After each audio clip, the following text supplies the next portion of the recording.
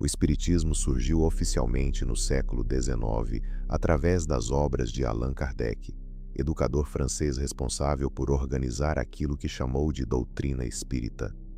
Kardec afirmava que os espíritos dos mortos poderiam se comunicar com os vivos através de médiuns, transmitindo mensagens, ensinamentos morais e até conhecimentos sobre a vida após a morte.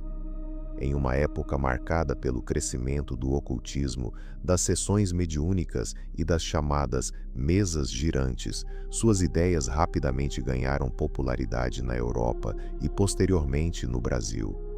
No entanto, desde o início, muitos cientistas, médicos e investigadores questionaram a credibilidade desses fenômenos.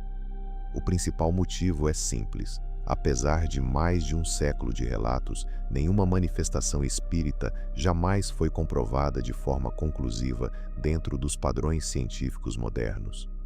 A ciência exige que um fenômeno seja reproduzível, observável sob controle rigoroso e verificável por pesquisadores independentes.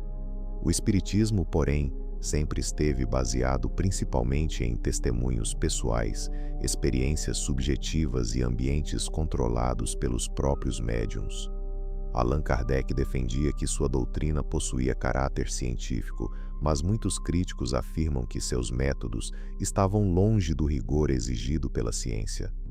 Grande parte das informações obtidas por Kardec vinha de sessões mediúnicas realizadas com pessoas já envolvidas emocionalmente no espiritualismo. Além disso, muitos fenômenos da época foram posteriormente associados a truques, fraudes conscientes ou influência psicológica coletiva. O século XIX foi marcado por diversos casos de médiuns desmascarados, utilizando fios invisíveis, manipulação de objetos, ventriloquismo e técnicas semelhantes às usadas por ilusionistas profissionais. No Brasil, o espiritismo encontrou terreno fértil e tornou-se um dos movimentos religiosos mais influentes do país.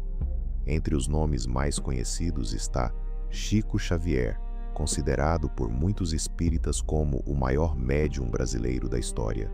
Chico publicou centenas de livros supostamente escritos por espíritos desencarnados e conquistou enorme respeito popular devido à sua imagem humilde e caridosa.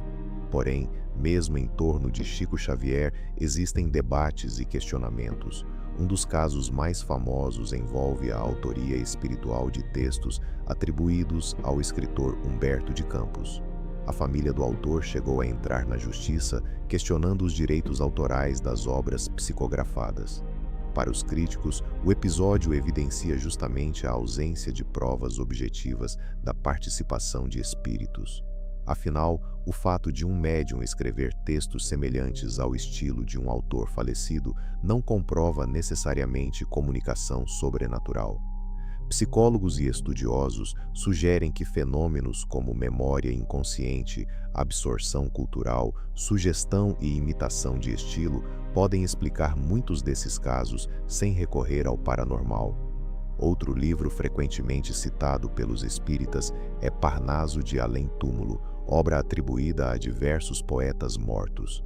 Defensores da doutrina argumentam que os estilos literários seriam complexos demais para simples imitação. Já os céticos afirmam que a expectativa emocional do público, o conhecimento prévio do médium e possíveis ajustes editoriais são explicações muito mais plausíveis do que aceitar a hipótese extraordinária de mortos escrevendo poemas. Além das psicografias, também existem os casos de materialização espiritual, entre eles os atribuídos ao médium Peixotinho. Segundo relatos espíritas, entidades espirituais chegavam a assumir forma física temporária durante sessões mediúnicas. Entretanto, essas experiências quase sempre aconteciam em ambientes escuros, sem fiscalização científica rigorosa e cercadas por pessoas já convencidas da autenticidade do fenômeno. Para investigadores céticos, isso se aproxima muito mais de apresentações de ilusionismo do que de evidência sobrenatural. Fotografias e testemunhos relacionados a Peixotinho também foram comprovadas como fraudes, com imagens antigas manipuladas, especialmente em uma época em que fotografia espírita e efeitos visuais rudimentares eram extremamente populares.